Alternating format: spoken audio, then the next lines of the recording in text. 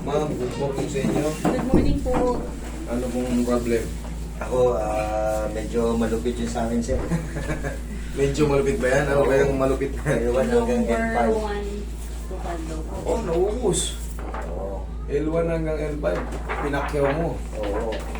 Lumala lang siya. Kasi dati L3, L5, 2003. Back 2003. Medyo nawala. Trabaho ulit. 2018, medyo yun na, lumala na. And 2000, ano yan? 20. 20 na MRI. Saan yung ano yan? Itong dalawa, ang medyo malala na talaga. Kumbaga, ito, nag-explode na itong isa na to. Ito, ang pinaka nag-explode na. Kasi, L3 yan din yan. yan. Yan din yan, oh. Yung side na yan, yan. Lateral view, yan din yan. Ito, may yan, oh. Pakita ko sa iyo yung pinakamalala. Yan, yung dalawa. Yan, oh. Kabilaan. Yan yung Warat na warat, eh, oh. Yan, mabilis na maintindihin ko. Ano yung turo ko? Buti pa nga, sir, tumatayo. Oo. Parang- Buti na lang. Buti na. Hindi, pag diabetic ka, wag, yun ang mas mahirap, eh, no? Oo. Warat na yan. Ayun, no? Para maintindihan nyo kung ano yung mga nagkakaroon ng problema. Ngayon daw, L1, L2, L3, L4, L5, lahat na lang. Dati, L3, L5 lang. Pero syempre, katagalan, sa bawat kilos natin, kabubuhat, kakikilos ng mali, yung mga damage sa mga disc, yung mga kasunod yan, tatamaan na rin kasi unhealthy na. Pag puwersa mo, lumulubog na yung isa, yung kabila bibigay din yun. Kaya ngayon, L1, L2, ubus na. Ngayon, ang pinaka-the best dyan, sir, magbabawas talaga kayo ng timba. Oo, nagbawas naman na. Pinabawas. Actually, Nabuwasan. 110 ako eh. Bigat ko. Dati? Oo, Ngayon? mga 2018 hanggang ngayon. Kaya pala, ang bilis like- mong... Oo. Eh, 100 yun, malaki yun. Simula po nung nawalan siya ng activity. Ng Kasi trabaho, bawal na lang kasi din bawal siya. na Tapos mag-activity. nag-pandemic po. Tapos nag-pandemic, di lamon. Kumain siya. Hindi, yun, tumaba. 110, ngayon, ano nabawas sa'yo? 95 ako ngayon. O, di nabawasan 15. ka ng 15. Kahit pa paano yung 15 kilos, Oo, pag mabigat, binuhat mo, sa mabigat. kunyari, bigas, 15 kilos, Oo. medyo mabigat din yun. Pero, yun kasi, yung bigat natin, yung impact kasi ang ano nun. Oo. Kunyari, may mga workout tayo, or tumalon tayo, o humakbang tayo ng paganyan. Kasi yun, kasama na rin sir yung sciatica nerve ko. Automatic yan, basta may lumbar kayo. Sir, Ako kasi dyan nakakonected yan eh. Sila ang iipit eh. Sa sciatic nerve. Ito ang mga sciatic nerve. Sa lower extremities natin. Kaya tinatawag na sciatica kasi nga, sciatic nerve. Yan lang eh. Pero yun nga, magkakaroon mga, tuturuan kita ng mga ano, ng mga magiging basic na exercise mo. Tapos syempre, bawas tayo yung magbubuhat ng ganito. Tandaan nyo to ha, palagi pag may lumbar problem tayo. Yung mauna yung sampa, bubuhat tayo pa ganyan. Mahirap. Itulong nyo yung legs nyo. Kunyari, magbubuhat kayo ng bata. Ngayon sir, Yes. pag nakaupo ka, kumusta naman? Makakatagal ka ba? Hindi. Hindi. Hindi, no? Tayo. Hindi rin. Hindi rin. Pinaka-komportable ko, dapa. Ganito. Ang Pag yung komportable mo dapa, ibig sabihin, anterior ang may tama sa'yo, mas masakit. Tama yun nandun, oh. Komportable ka sa dapa, ibig sabihin yung posterior mo, ayos lang makompress. Kasi nandito yung sa anterior yung ipit. Ito, ang ibig sabihin ng anterior, Ito po. Ito po yung malaki. mali. ang ibig sabihin ng anterior, paharap, sa harap. Eh, no? Mas malaki kasi yung kalat ng anterior. Kaya pag ginanon mo, masakit. Ito ang posterior sa likod. Pwede po ba siya mag-basketball? Sir, kung magpa-basketball kayo, bawas kayo ng talo.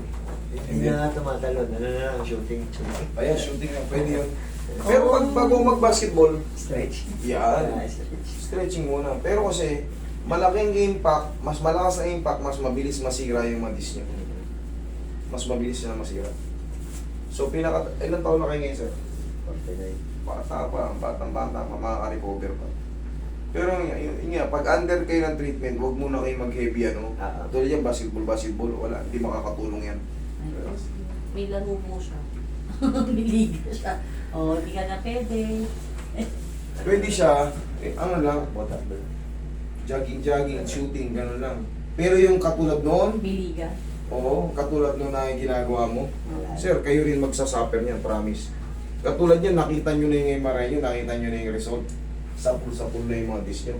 Pinaliwanag na rin sa inyo ng doktor kung ilan ang may tama. Oo. Pinaliwanag na sa inyo, so di makakatulong yung malalakas na.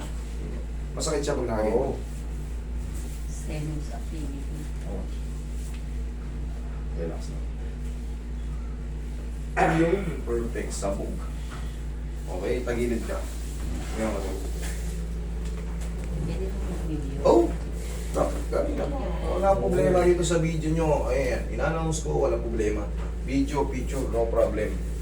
Sa inyo yan. Basta para makita nyo yung buong proseso rito. Opo. Ito lang ano yan. Yung iba kasi bawal eh. Yung iba bawal. Bakit sila nagbabawal? Baka may hidden agenda sila. Yun na po.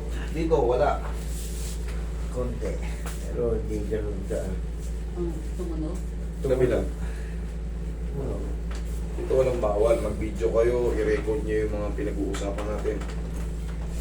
Sa mga hindi nagpapabideo, baka meron silang hidden ganun pala ang ano. Isto. Hidden Dito wala. charges. Walang hidden charges. Minsan nga, libre pay. Minsan nga, ako pa nagbabayad eh. Joke lang. Yun naman talaga eh, siyempre kapwa-tao. Pagka namuramdam ko talaga na hirap din talaga sa buhay. Kung sila pahirapan, diba? Tihaya.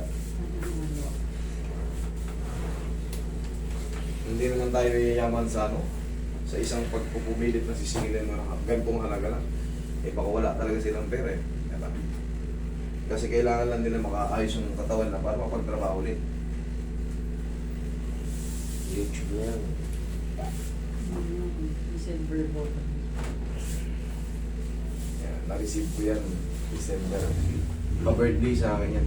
Galing. Mga Capricorn ka rin. Dapat. Ano ko siya? Sagi. Sagittarius. Sagittarius. Hati yan eh, di ba? Nakahati.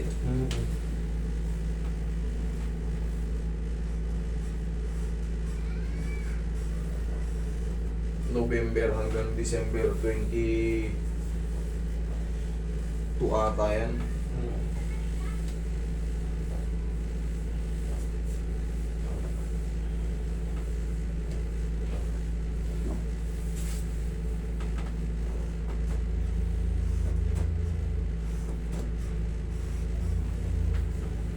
Dito yung pondo ng mga sciatic nerve nasa puwit. Kaya madalas kong sinisigo yan, kung mapapansin nyo talaga.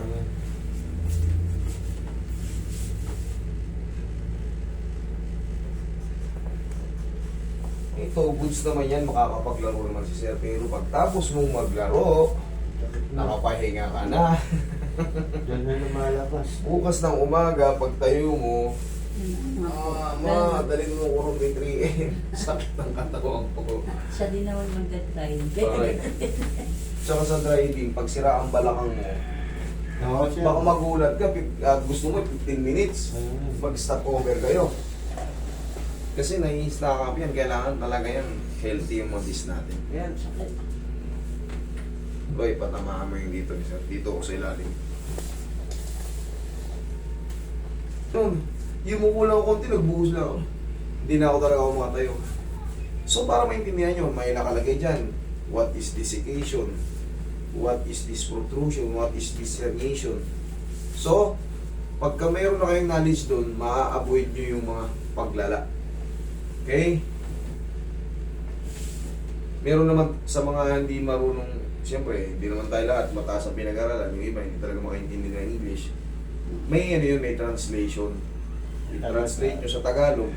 So, mas maano nyo. O kaya, siyempre, sa mga kamag-anak natin, meron din tayo nakakaintindi ng mga English.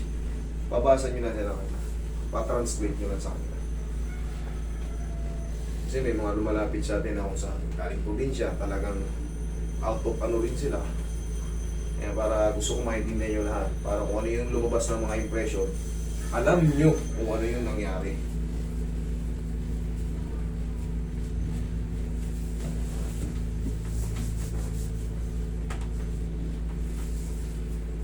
Tihaya ka, sir.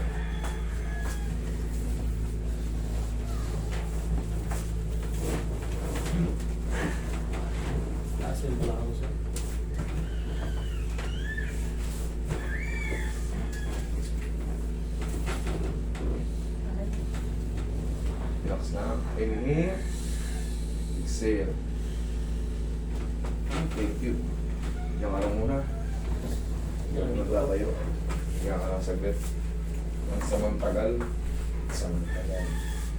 Tapos sir, siyempre hindi natin maiwasan. Bata-bata pa pala kayo, talagang lalaro pa kayo. Ganito lang oh. Sanayin yung gumanyan pagka nasa out kayo. Tsaka yung mga basic lang na stretching. Ano yung mga basic? Tungtong mo yung paa mo sa bangko. 1, 2, 3. Ganun lang kabilis. Hindi nyo na natin kailangan ng mga high kung ano-anong stretching na pipit. Kung ano. Pagdating sa court, masakit na yung singit, masakit yung tuhod, pilay na. Mga basic lang. Ayan o. 1, 2, 3. 1, 2, 3. 1, 2, 3.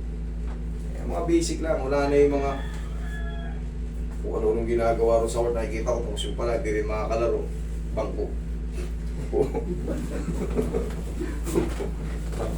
Bagkuhan pala. Bangko pala. Eh. Pero okay lang naman yun sa bangko kasi kahit sa PBA, NBA, Oo, yung ang mababa. daming bangko. Diba? Ang karaniwan lang yan. Ang ibig ko lang sabihin, yung stretching, bawasan nyo ng sobra-sobra. Yung mga pinagtutulok sa inyo dyan, tapos pupunta rin kayo rito din napilay kayo sa overstretch. Sabihin nyo susunod, tama pala si Master. Master Marco. Yan. Kabantuan ko si tatay.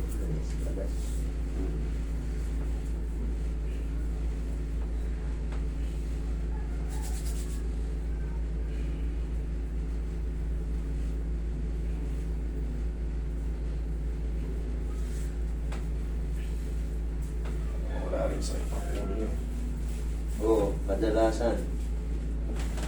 Sama.